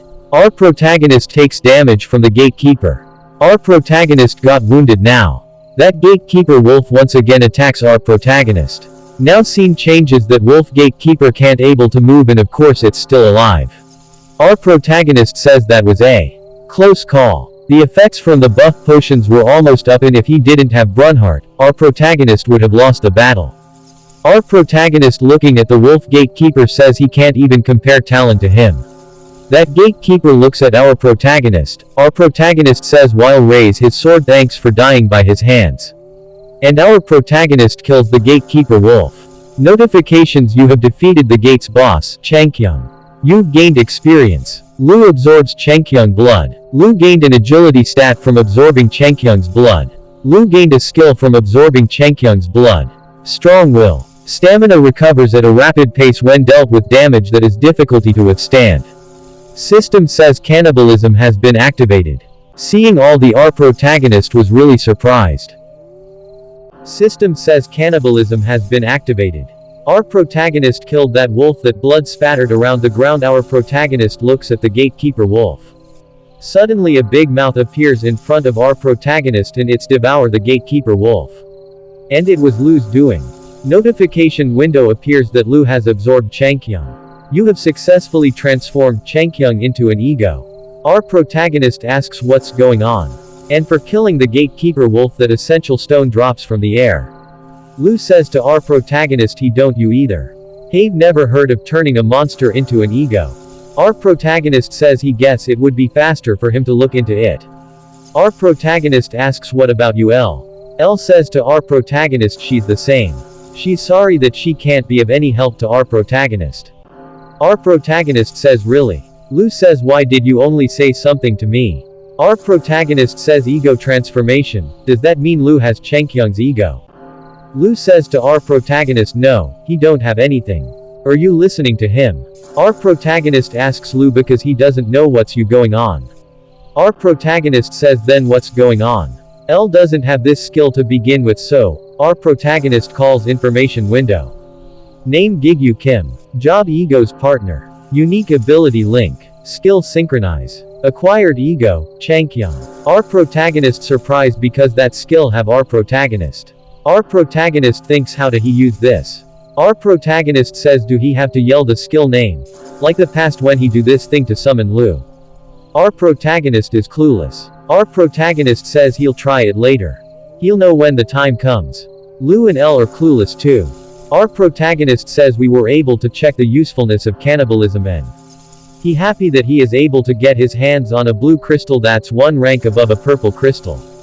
And for a size like this, he can get a pretty good price for it. Now time to go to the rewards room. Our protagonist walks towards rewards room and he was once again clueless. Because something is missing, it's not here. Lu and L asks our protagonist what's wrong. Our protagonist explained to them to go into the rewards room he have to touch the gatekeeper's body, but our protagonist screams that Lu ate Changkyung's corpse. Lu says why is it always him? Inside the gate where the sun never sets, our protagonist did pledged search from the second day. I think our protagonist was looking for a way to rewards room. Because since disappearance of gatekeeper wolf's body there no way he can reach it. Lu says to our protagonist do you really have to find it? Aren't you wasting time? Our protagonist was looking for something. L says going outside to get some help could be one method. Our protagonist says he can't do that. If there's an anomaly like last time at the Guri city gate then they'll start questioning him. And if he can't find a way to clear it, even if he go outside, then a gate break will occur and there'll be a lot of casualties. He have to finish what he started. He think he's the cause so he have to figure out a way no matter what. L says to our protagonist she's moved by our protagonist's sense of responsibility. Our protagonist feels proud himself. Loi says that's a nice way to put it, but aren't you just saying that you'll clean up the mess you made? Our protagonist gets annoyed and says be quiet. Taeshik Yun will come after 4 days so they'll be able to avoid the worst case scenario. Lu says that human was definitely impressive. Our protagonist says of course it would be best if we could resolve this before then. Now scene changes to day 3. Our protagonist searched all over the meadow but he couldn't find anything. Our protagonist says should they just kill off all the remaining monsters? L says she think that's a good idea. Lu says he thinks that's too simple but it isn't a bad idea. They went through the tunnels that they had purposely avoided before one by one. They wiped out the remaining blue wolves. Now scene changes to day 5. They're still hunting. Our protagonist says this should be the last one. L says good work master. Our protagonist says what now? Taeshik Hung should be here soon. Our protagonist says died he have to break the cave or something. L and Lu both calls our protagonist master. Our protagonist noticed something. Lu says all of the gate energy is L says gathering in one place. Our protagonist was surprised to see that kind of thing, it never happened before. Our protagonist asks where is that? Lu says where the gatekeeper was. L says the meadows. Now scene changes, I think it's Taeshik says to our protagonist if he came out an hour later he would have gone in. Their discussion room blocks with soundproof barrier generator. Our protagonist laughs haha. That was close. Taeshik asks our protagonist why were you late? Taeshik thought with our protagonist's skills he should have been able to finish it in 2 days. Our protagonist says to Taeshik to tell him the truth, he defeated the keeper on the first day. But there was a problem, so Taeshik asks a problem. Why would be any problems after defeating the boss? Our protagonist says the boss's body disappeared. So he couldn't be transported to the rewards room. Taeshik was so surprised to hearing it. Taeshik asks our protagonist, so what did he do? Our protagonist replied to Taeshik that he killed all of the remaining monsters. Taeshik says so that's why our protagonist had so many crystals. He brought it over in his hood like it was a treasure. Our protagonist continues the conversation. Anyways, after he killed the last one, all the energy in the gate gathered in the boss room. Now scene changes. Lu and El says to our protagonist to hurry. Our protagonist says he's running as fast as he can. Our protagonist enter into the boss room. The scene our protagonist that he saw, then how should he describe it? Our protagonist was shocked. Because it was almost as if the world was breaking into pieces and being crumpled into one place. That energy gathers into one place. After absorbing all energy, a spherical shaped glowing ball fall into our protagonist's hands. Notification window appears. You have acquired an ego fragment. Will you go to the reward room? Now again scene changes. Taeshik asks our protagonist, what are you talking about? Our protagonist became quiet, and after says he think the gates might be egos. Taeshik totally surprised this time. Fuck off. And don't greed for other people's things. A person with sweet from behind came towards the commotion place, asked what's going on over there while he was coming. Those people from Spear Guild says damn it's the association. They say run. The man who our protagonist was pointed says he won't forget our protagonist face. The man behind our protagonist says consider yourself lucky. That man asks our protagonist what's going on. Our protagonist turns back and look at him. That sweet wearing man introduce himself as Sunghun Heo. He's a security agent for the Korean Players Association. He'd like to ask our protagonist cooperation for just a moment. Our protagonist says to Sunghun it seems that red players had an eye on his bags. Sunghun was speechless and with smile says to our protagonist they're certainly large enough for me to understand why. Sunghun asks our protagonist, do you happen to be player Gigyu Kim, by any chance? Our protagonist talking to someone, just what did he do, for he to have placed a bounty on his head? By the way, the person who brought our protagonist here was called Sunghun Heo. Now it shows that person who talking to our protagonist is Taeshik. Taeshik says to our protagonist Sunghun. Taeshik guess he'll have to double his bonus this month. Our protagonist sighs and asks Taeshik what does he want. Taeshik asks our protagonist what do you think? Did he really think that he would be looking for him? After 2 weeks with no contact in the tower. Our protagonist asks Taeshik is that all? Taeshik say to our protagonist of course not. There's a way for your mother to recover. Our protagonist surprised to hear that there's a way to save his mother now.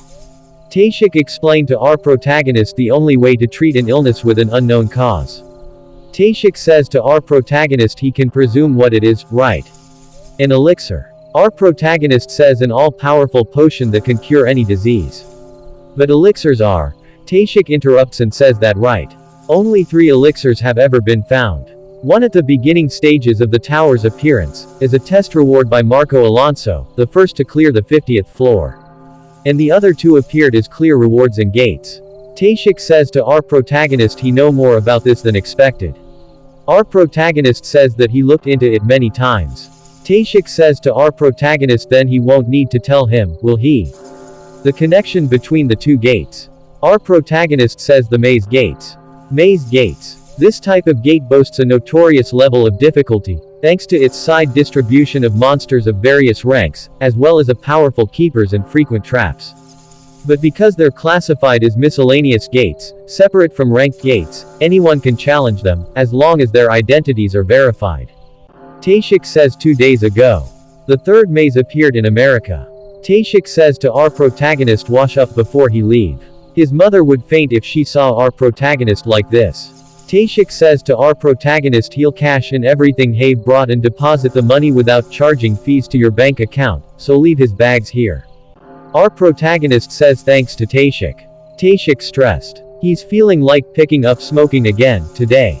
Now scene changes, someone talking with our protagonist Kim Yun. saying that Have done everything he could think of. Our protagonist asks Sunghoon, "Heyo, right? It's the Man Association agent talking to our protagonist." Sunghoon says, "Yes, that's right." Sunghoon says to our protagonist, "The department head told me that he should see everything through if he want his bonus, so, Have been put in charge of guiding our protagonist to the gate." And Sunghoon says to our protagonist that the department head has taken care of all the document-related logistics, and all the necessary supplies have been prepared. They can depart right now, so asks our protagonist to follow him. Our protagonist asks Sunghoon, "Wait a moment, please." Sunghoon don't know the purpose. Now scene changes to 20th floor. Info tab says you have passed the test. Skill Synchronize. Has evolved into Synchronize E. Gigyu Kim. Level 1. Job Partner of Ego. Unique Ability Link. Can link with Ego's skill Synchronize E. Can use 35% of Ego's power. Our protagonist thinks skill with ranks aren't very common. Though he can still only use 35%. Our protagonist can feel the body flowing with much more strength, compared to before the test. Sunghoon calls our protagonist player Gigyu. Our protagonist says yes. Sunghoon says to our protagonist it usually takes around a day to clear the 20th floor's test.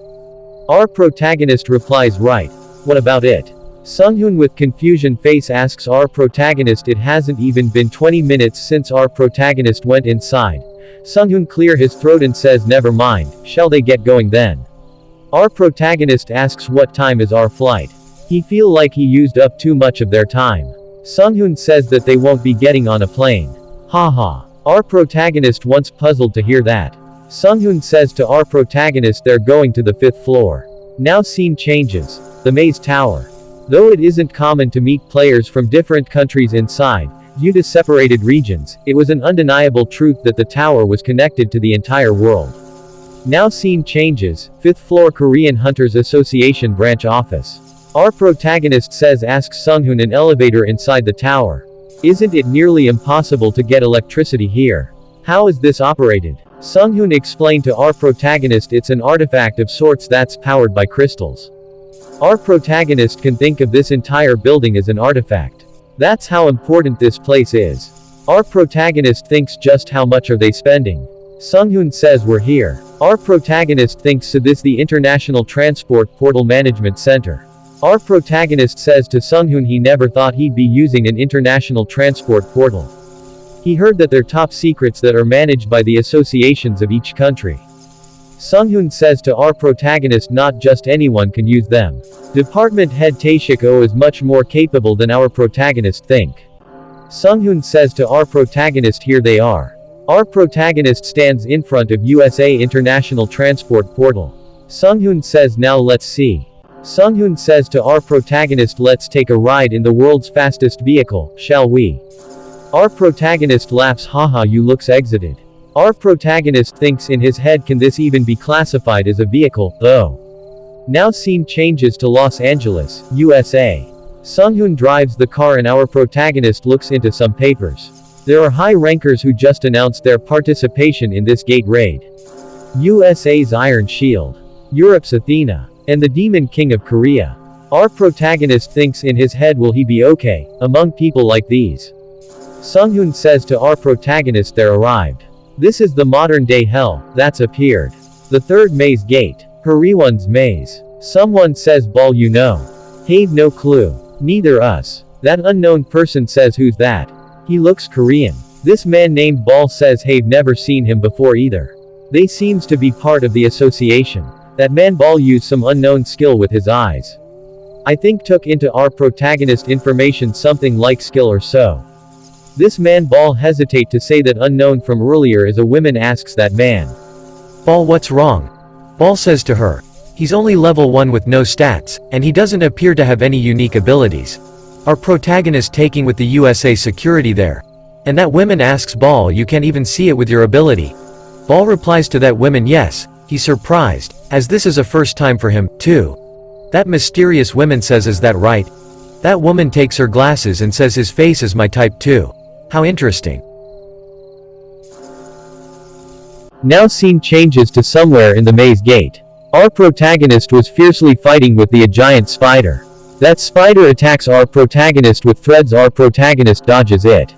Our protagonist orders to attack Sunghoon now. Sunghoon says he got it. They both work as a team to attack the spider. Our protagonist attacks the spider with his sword and stabs the head. Sunghoon also attacks the spider from side. Spider was defeated by two of them. Our protagonist says to Sunghoon, good work. Our protagonist asks Sunghoon it's time for him to leave already. Sunghoon says yeah, 15 hours already passed. If he consider the time taken to go back, it would be the best if he leave now. Our protagonist says to Sunghoon, thank you everything so far. Thanks to Mr. Sunghoon, our protagonist was able to adapt quickly. Sunghoon says to our protagonist, your growth speed was amazing. If our protagonist was thankful, treat him to a meal the next time around. Our protagonist shake his hand and says he'll make sure do that. Have a safe journey. Sunghoon says he'll meet him back in Korea. Our protagonist mark a place. And says looks like everything is cleared here. Our protagonist holding the spray name called Infinite Spray used to mark paths in the gate. A week has passed since Mr. Sunghoon went back. Now he can take care of 3 giant spiders all at once without trouble. But getting used to one type of monster means that our protagonist becoming stagnant. If he wants to get closer to the boss room, a strong monster needs to appear. Scene changes back. Our protagonist thinks while holding a white thread ball, what is this? Sunghoon says it's the thread roll of Arachne. It's an item that allows you to return to the entrance of the gate once. It's a gift from director Taeshik Oh. Along with the words to run when he face a monster that's too strong. Don't save it. There's nothing more precious than your life. Our protagonist thinks he have no plans to use it until he get the elixir, even if he die. Our protagonist started once while he's in his thoughts. Our protagonist summons his both swords. Our protagonist says, did you hear? A girl's voice. Lu says it's suspicious, master. It would be better to not go. Our protagonist says even if it's a trap, it doesn't hurt to check it out. It might end up being a bigger threat in the future as well. Lu says that makes sense. Elle says as Mata wishes. A girl tied down to a tree, she screams loud for help. Our protagonist observes the situation behind a tree, she's screaming for help. Our protagonist thinks it's suspicious. Because why is a young kid like that alone inside the gate? And she's Korean as well. She has an uncanny resemblance to Yoojung as well. Our protagonist thinks is it an illusion or a polymorph trap? This situation reminding our protagonist of a monkfish. It would be the best if he just pretend that he didn't see that. There's one too many suspicious things about it. Lu says to our protagonist, what did he tell our protagonist? Our protagonist turns around. That calling, suddenly calling mom. She's sorry that she couldn't get her mother's hospital bills. Our protagonist holding his 2 swords and stands where he like frozen without moving. Our protagonist grin his teeth. Lu says to our protagonist, master, don't tell me. Isn't that such a plain line? That girl crying while calling her mother. Lu says to our protagonist, not even a 9 years old will fall for that. Lu says, you idiot. Our protagonist rescue her with a lightning speed and cuts the threads with a single move and hold her in hand. Our protagonist says, you're accidentally separated from your party. That girl says yes. While she was distracted for a second, her name is Sujing Yoon. And she said that she gained a buff skill as her original talent. As long as someone gains a talent, even a 10-year-old could become a player. But it's quite a tedious thing to have somebody underage to be in your party. However, it's worth it, as there are not many people who possess a buff-type talent, and an original one at that. That's why they brought her to a dangerous place like this. Our protagonist gives her a safe zone placement kit. It's not high-ranked, so it only lasts for a day. But someone that's going to help you might appear during that time. That girl stands on her feet and calls our protagonist uncle. Our protagonist was stunned at once. Our protagonist says yes. That girl asks our protagonist can he take her along with him. And asks our protagonist with a glowing face. Our protagonist says no. She should know this place as well, but if you're a player, you're responsible for your own life.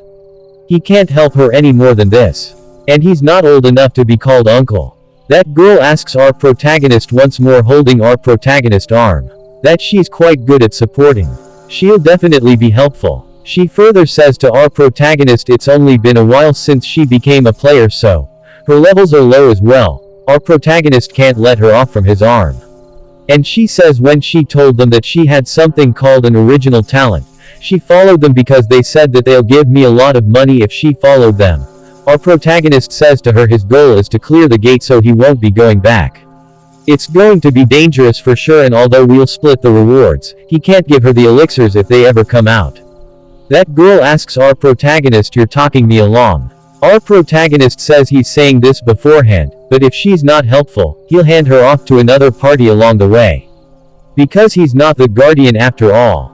That girl says to our protagonist, "Thank you." Our protagonist says okay. It's because having a supporter is going to make hunting much easier. It's definitely not because she said her mother is sick, or because she reminds him of Yujung, his sister. Lu says ahem, as if.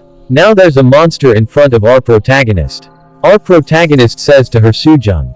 Bluff. She gives our protagonist bluff effect. And after that our protagonist kills every monster with lightning speed. He defeat all the monsters and system notifications appears Lu is absorbing the blood of the venom ant. Poison resistance is increasing. It's been 2 weeks since our protagonist met Sujung. And the hunting has definitely become easier. That girl say to our protagonist calling Oppa, that her level increased again. Our protagonist congratulate her. She says to our protagonist that it won't be long until she catch up to our protagonist level.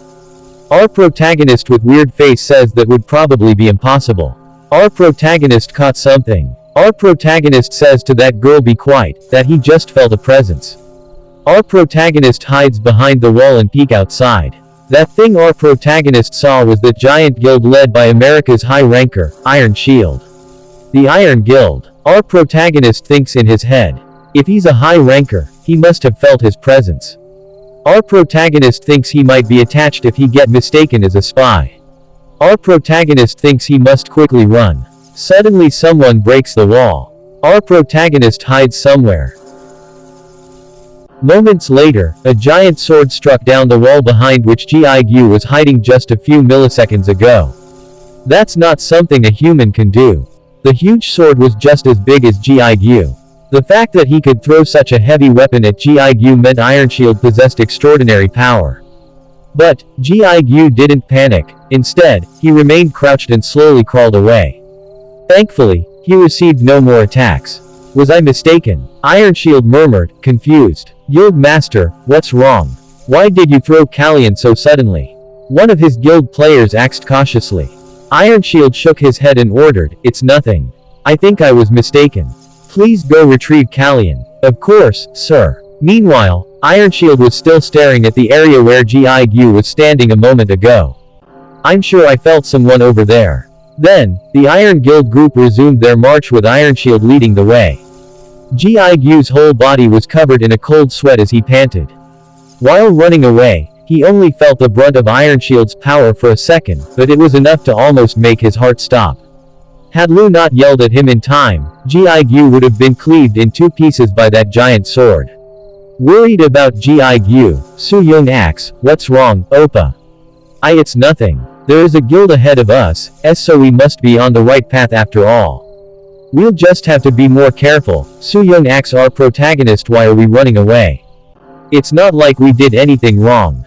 Our protagonist says to her we did do something wrong. It would be different if we met them normally, but we spied on them. Spying can lead to surprise attacks, so it's forbidden among players. But it's rare for anyone to suddenly attack like that out of nowhere. Here, drink some water. Su-young says thank you.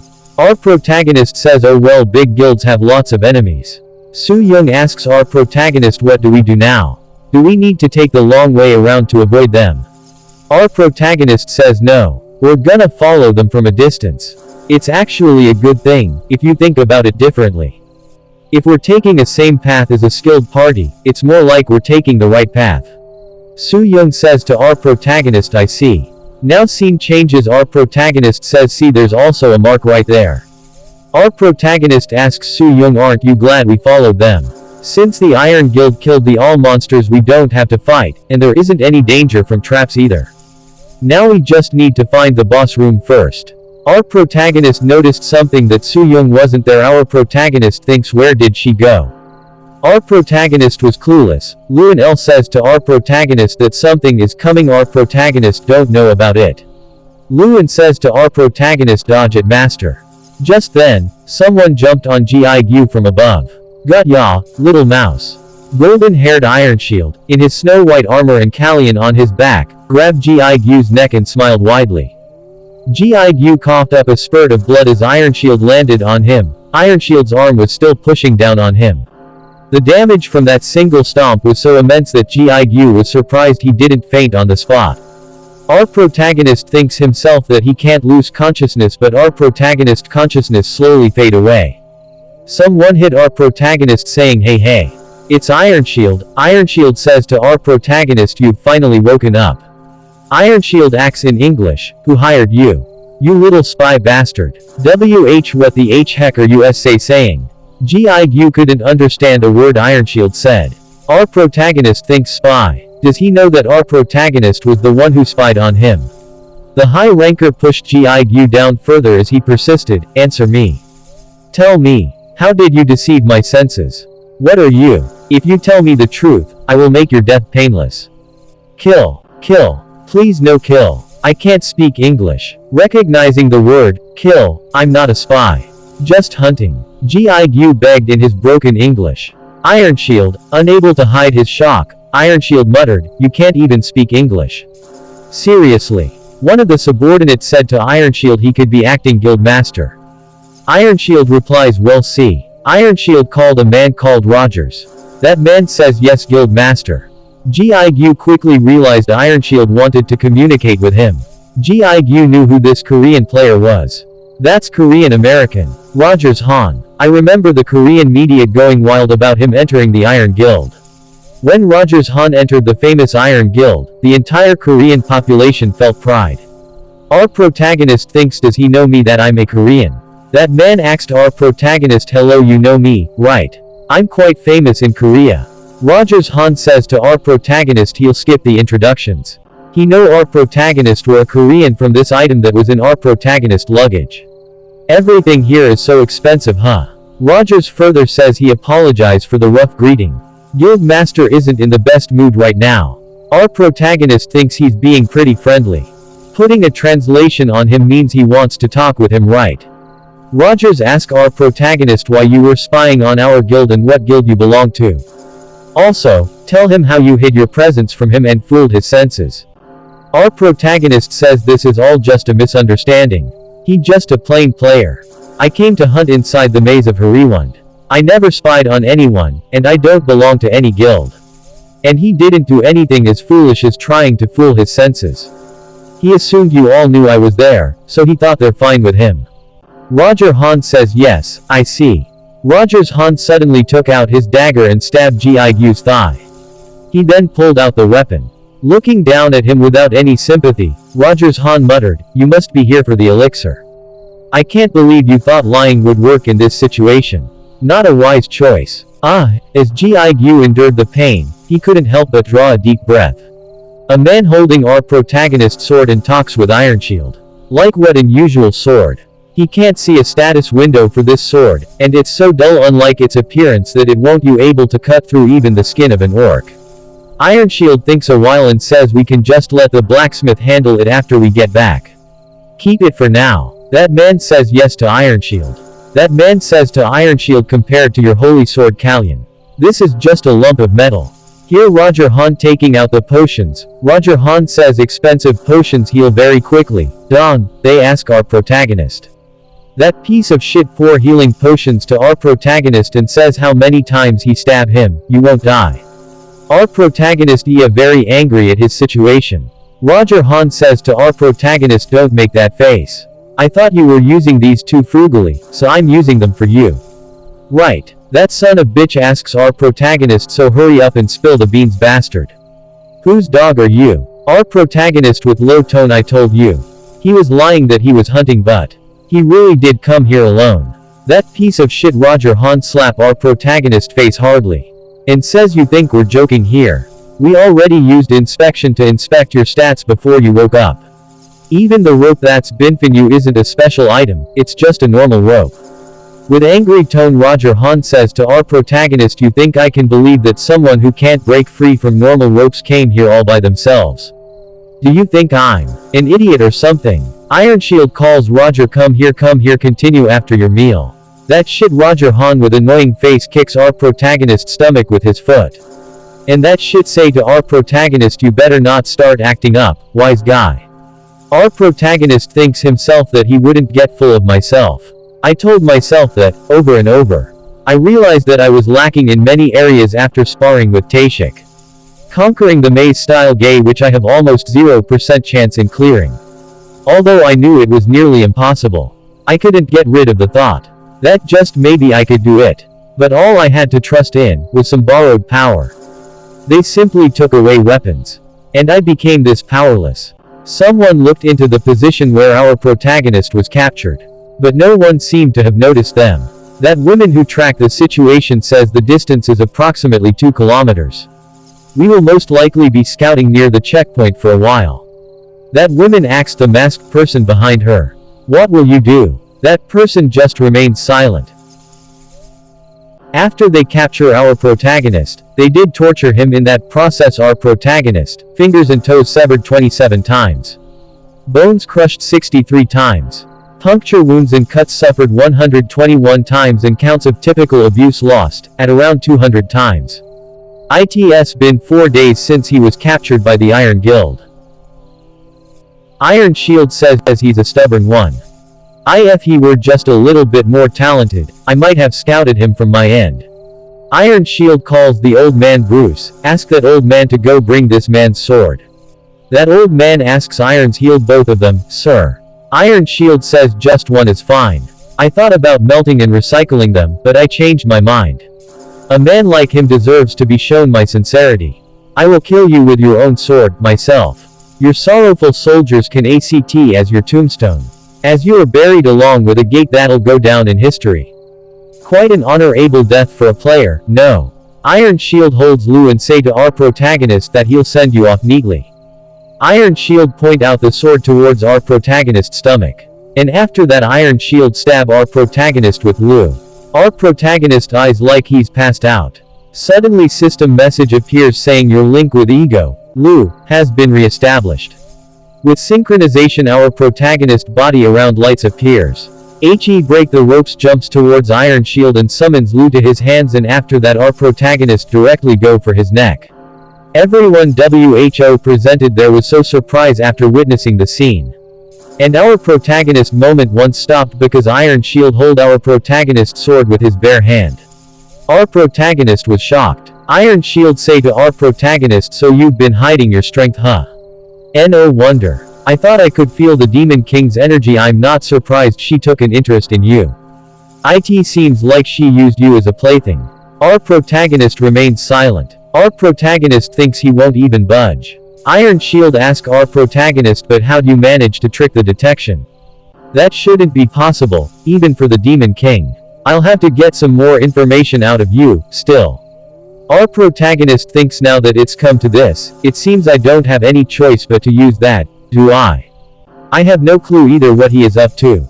That masked woman from THR Athena Guild says commence attack. That time Iron Shield still holding our protagonist's sword. Because of the attack she used an arrow pierce through Iron Shield hand and leaves our protagonist's sword. Iron Shield recognized the arrow, it's an arrow of Artemis. And calls out Athena Guild out loud. That masked woman appers with her subordinate. And Iron Shield says to her, is it safe for me to assume this is a declaration of war against the Iron Guild? Masked woman says to Iron Shield, your sense of humor has improved, Iron Shield. Has there ever been a time when we weren't at war? And the masked woman throws an attack towards Iron Shield. Iron Shield takes out his sword and forms the barrier with the help of his sword. The attack made by the masked woman hits Iron Shield, shield protection. A big explosion occurs. Our protagonist covers the explosion with his hands. Iron Shield calls Rogers and orders to him leave we spy the alive, and keep him restrained. Rogers says to Iron Shield words yes sir. Iron Shield says while holding his sword we'll put an end to this today once and for all. Athena Guild ready for the war. Orders all troops. Prepare for battle. Everyone says yes, sir. The battle between the two big guilds are going. While they're fighting there, Rogers and our protagonist moves to another place. Rogers say to our protagonist, I'm getting chills just listening to them.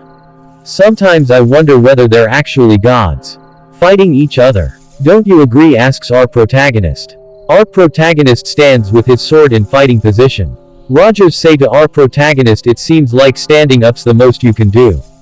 Our guildmaster told us to keep you alive, but it wouldn't be weird at all if I told him. Backquote, I accidentally killed him, while he was on the brink of death, would it? Rogers rushed forward to our protagonist with killing intent with speed.